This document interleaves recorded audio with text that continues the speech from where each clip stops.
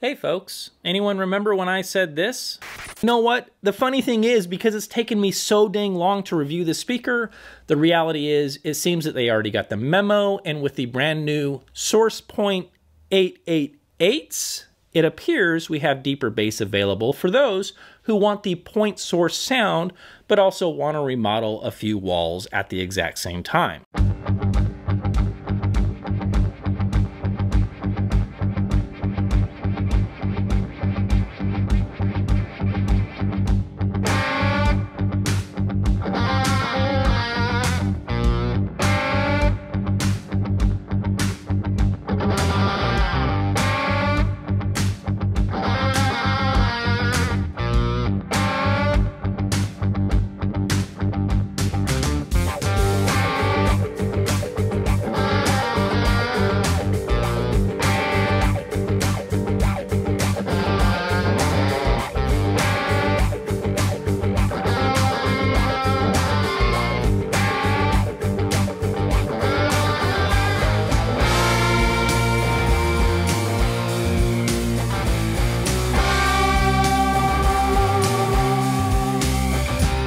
And with a warm welcome back to New Record Day, it's time to remodel a few walls.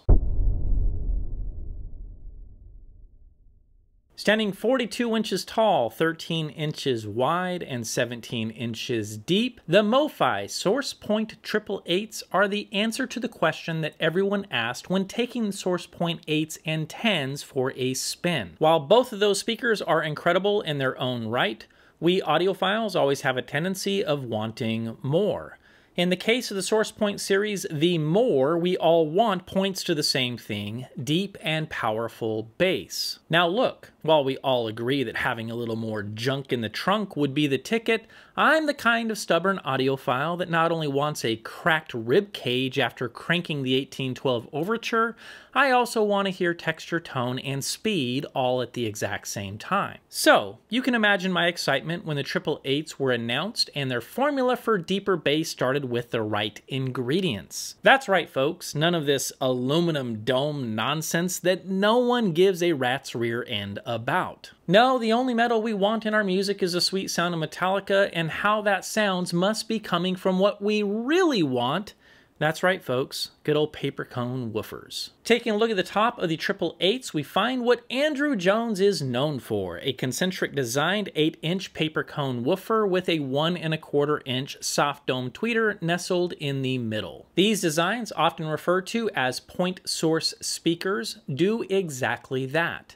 They produce a single point of sound, ensuring that the sound waves radiate outwards uniformly in all directions. And of course, these concentric designs also offer up a laundry list of advantages as well, with uniform dispersion, phase coherence, and realistic imaging and soundstage taking the lead. Just below the 8-inch concentric driver, the Triple 8's bring the thunder with two 8-inch paper cone woofers, which are crossing at 130 Hz, and we will be talking about that particular frequency a little bit later. Now, these woofers, while of course providing more bass, also give way to something else worth chatting about that might be missed by a lot of the folks out there, but here at NRD, we like giving the whole pie when it comes to reviews, so let's not forget this slice of pecan. By crossing at 130 Hz, that top concentric driver just got an upgrade without anything else being added to it. I know that might sound a little bit strange, but if you think about it with me for just a moment, it's going to make perfect sense. Remember, that tweeter is sandwiched in the middle of the woofer, but the cone of the woofer needs to be free to move back and forth to produce sound. This movement, depending on how much we're talking about, is going to have an impact on the tweeter's performance, and the more the woofer moves, the bigger the impact. So you tell me, what happens when we have fewer bass frequencies to worry about? That's right, the woofer doesn't have to move as much. And what happens if that woofer isn't moving as much? You got it. The tweeter's chance to hit the dance floor just got an upgrade. And just when you think that is all there is to it, here is another piece of that pie. Even that top woofer is able to perform better. Why? Because it's now playing less bass and its primary focus is on mid-band glory, which means we are dealing with less load on the woofer, which in turn means quicker settling times, faster transients, which of course leads to micro details and smiling audiophiles. Anyhow, rounding out the triples, they come in 3 different finishes, your choice of black, white, or walnut veneer as seen in this review. Last, the 96-pound Triple 8's come with cones or flat feet for carpet, tile, or wooden floors. And of course, like the Source Point 8's and 10's, the Triple 8's also come with magnetic grills, which gives the speaker a handsome look even with the grills on. The Triple 8 sensitivity comes in at 87 decibels and are rated at 6 ohms. While not the most demanding load that we have seen here at NRD, it did take some time to figure out what these speakers like and what seemed to play to their strengths. Getting this out of the way now, I feel like having a little more firepower to play with is probably a good idea, and in my opinion, pairing with gear that shines a brighter light on the top end seemed to work out better for my listening preferences. While the tried and true Electro Compogne seemed to get up and dance with the Triple 8's, it wasn't until I brought out the Gods of War that things started to get good. And I mean, really good. Using AC/DC's Rock and Roll Ain't Noise Pollution as my reference, the Shit Audio Tears brought that snare drum to life and in the end was my favorite amps to use with these speakers. As for my front end, I use my Inuos Zenith running into my trusty Maydac and my Holo Serene as the preamp. So yeah, over the last few days, if you guys heard something a little bit louder than the 4th of July fireworks, don't be scared. That was just me doing my thing. The first track that I played on the Triple 8's was Stand By Me by Dominique Fils-Aimé off of her album Three Little Things. This bluesy rendition of the classic is stripped down to her vocals, an upright bass, and piano.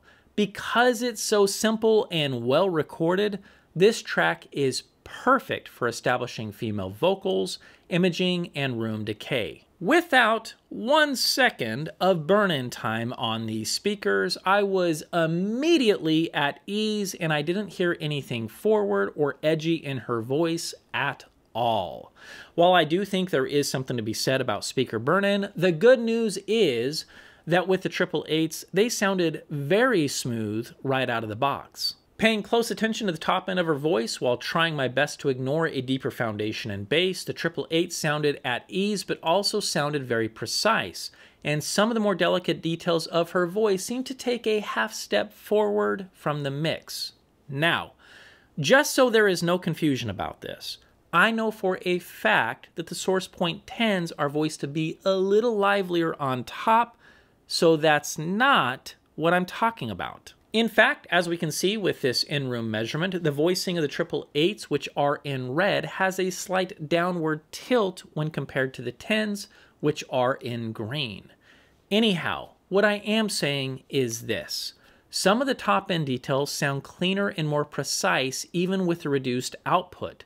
While this is certainly frequency dependent, it might be closer to upper mid-range than treble.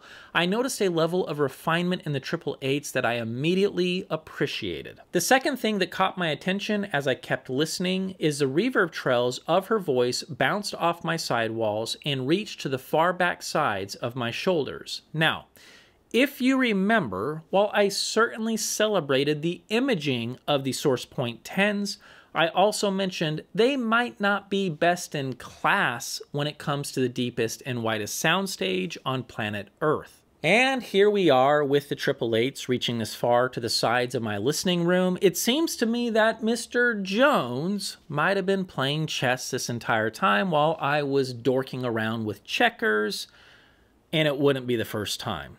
I'm going to be chatting about this in the Soundstage Impressions a bit more, but getting to the point, if trying to extract a deeper and wider stage from the triples was not on Andrew's radar, it's entirely possible that what I'm hearing is simply a bonus of that concentric driver having less to carry on their shoulders. Anyway, as I fired up the missing piece from Blue Departure by Peter F. Eglis, a deeper and wider stage than the 10's is indeed what I have experienced. And for those who think that I'm going by memory, I'm not. I still have the 10's here to compare, which is exactly what I did. So, is the top end of the Triple 8's better than the 10's? I mean, let's get real, I would imagine this is what matters the most for folks who are hovering over the checkout button. You know, I don't mind a little more spark in my life, so the 10's treble response certainly doesn't bother me at all, taking into account that the sound shed is well treated and my RT times are 300 milliseconds is going to have a massive impact on what I can get away with. I'm going to say that for most folks with little to no treatment, the Triple 8's are going to be a safer purchase, especially on top. I would imagine a lot of folks will appreciate how precise the top end sounds, and even more, just how easy it is to get along with in a number of different listening environments. Even when cranking anything rock and roll, whether it's The Who, Supertramp, or why not Guns N' Roses, the Triple 8's never sound bright, they never sound shouty, they never sound forward, and listening fatigue is so far away from this conversation, it's not even worth bringing up. And yet, cymbal hits all sound clean, and they sound precise, ballsy, and even more, never poke out more than they should. For me, the overall tone of the top end of the triples is incredibly smooth and refined. These speakers easily forgive the brightest recordings and at the same time sound incredibly detailed when the recording calls for it. Here is the bottom line. While there is a subtle downward tilt in the voicing of these speakers, don't make the mistake of thinking these can't play with precision or isolate micro details, because that's not what I'm hearing at all. Even in a well-treated space, the Triple 8's sound airy, open and free to explore the top end of your favorite tracks. Just press play. Now, before we chat about mid-range, let's take the scenic route and have a little NRD chat. The mid-range woofer of the Triple 8's is crossing at 130 Hertz. Now, this particular frequency might not matter to you, but if you don't mind, I'd like to offer up something that you can just take this into consideration as you ponder.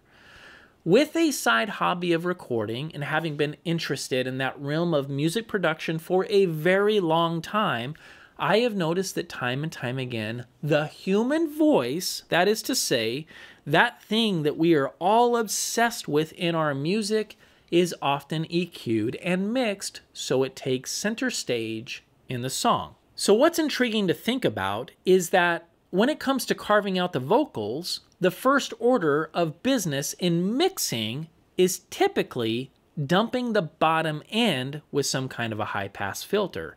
Even more, the frequency that is the typical go-to starting point is usually between 100 to 150 Hertz. Now, while there are certainly exceptions to this, it does lend itself to an interesting thing to ponder. If we, as audiophiles, want the vocals to be treated with reverence without any potential issues that a crossover might screw up, what would be the ideal location for that crossover to be?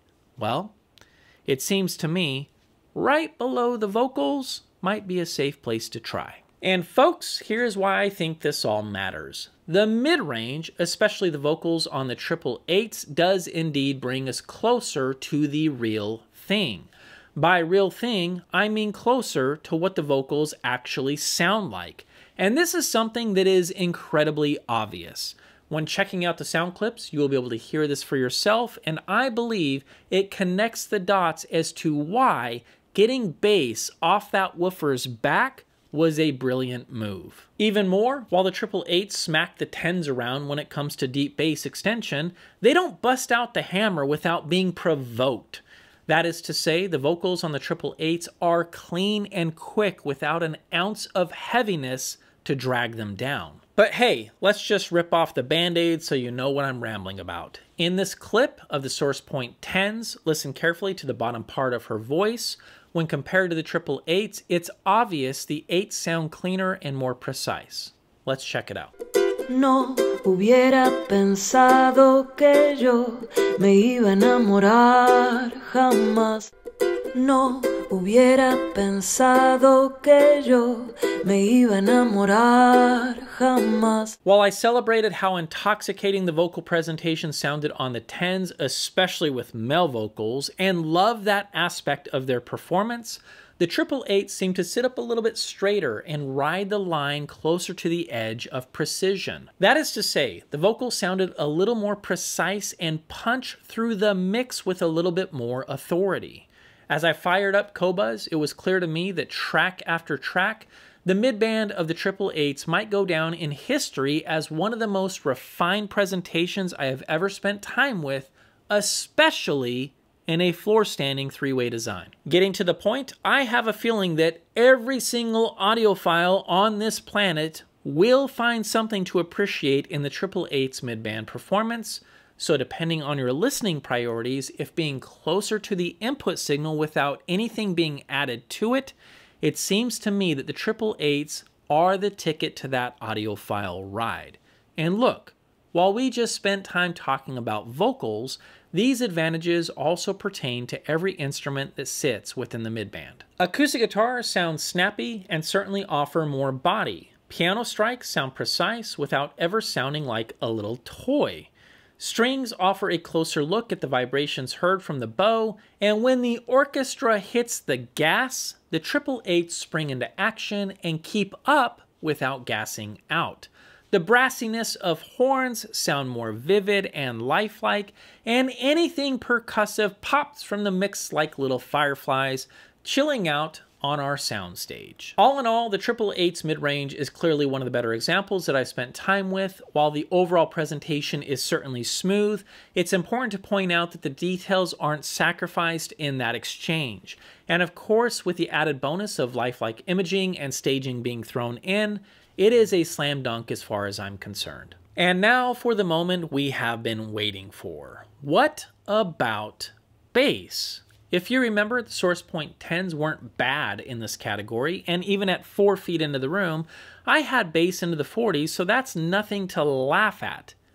But hey, we are audiophiles, and as cute as the 40s are, what we want is that bottom octave's belly to be tickled as much as possible. Well, folks, with the Triple 8s, we have bass. Lots and lots of deep bass. While I don't engage with the manufacturers unless I have questions during the review process, I did reach out to Andrew to let him know no one, and I mean no one, is going to complain about deep bass when it comes to these speakers. I did, however, remind him, no vacation. We will find something else to nitpick, and what exactly that is will be rather tricky with the Triple 8s. Either way, it won't have anything to do with bass. I'm going to tell you that right now. In my room, the Triple 8s have no issue hitting the low 30s and can reach down into the 20s with some musical content. I played around with a number of different listening locations, and while having these deeper into the room was more to my liking, I still had incredibly deep bass without the help of the front wall or boundary effects. Also, the bass integration of these lower woofers is superb.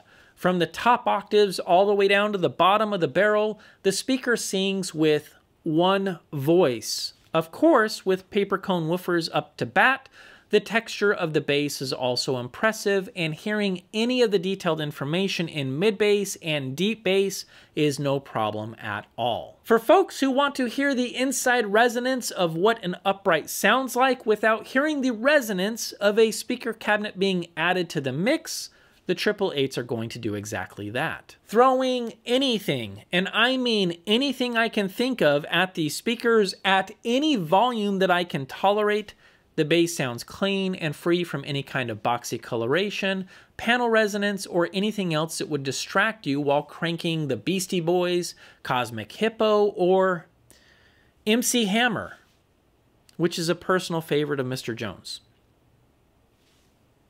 Sorry, Andrew, the cat's out of the bag. So yeah, with all of the hyperbole and hyped up nonsense that I can muster up, the Triple 8s have bass. Real bass. Serious thunder from down under, and no Hawk Tua is required. While the imaging of the Source Point 10s was quite good, I had hoped for a little wider stage or something that gave me that wraparound effect that some speakers are capable of doing. Right out of the gate, I did take notice that the Triple 8's do indeed reach out a little further to the sides of the stage, and they are certainly deeper, and this is great news for everyone. Whether it's the baffle being a little more narrow or allowing that top woofer to play without bass being on its back, I do think the soundstage of these speakers is superior to the 10s and would be hard to give up now that I've heard it. As most of the regulars know, for me, it's the performance in the room that is always the priority for me. There are times when I will even trade tone or something linear to get that three-dimensional illusion to play in front of me. This is a reason why I will always drag speakers deep into the room, trying to find that sweet spot where the speakers completely disappear. With the Triple 8's, while not the best staging I have ever experienced, they did give me that illusion with the speakers about 6 feet into the sound shed. Of course, your results will vary, and your room will dictate where that final resting place will be.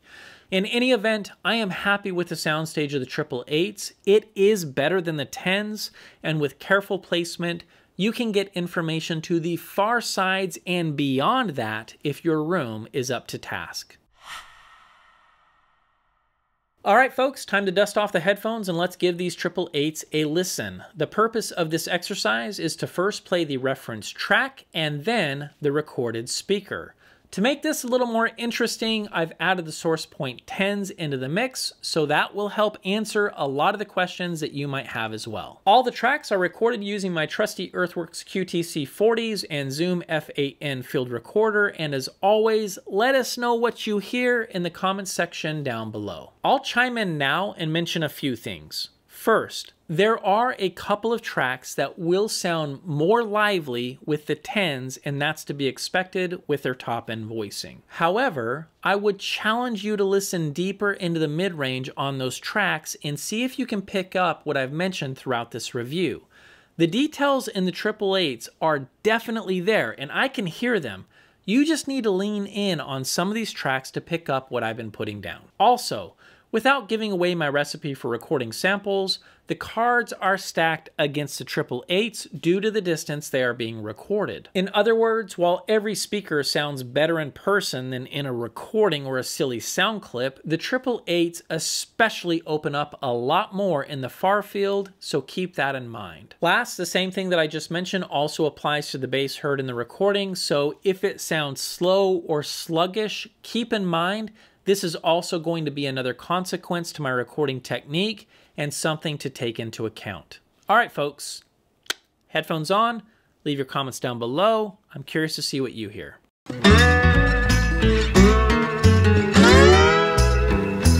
Engineer, where are you headed?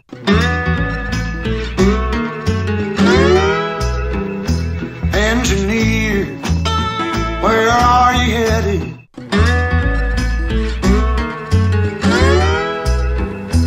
Engineer, where are you headed?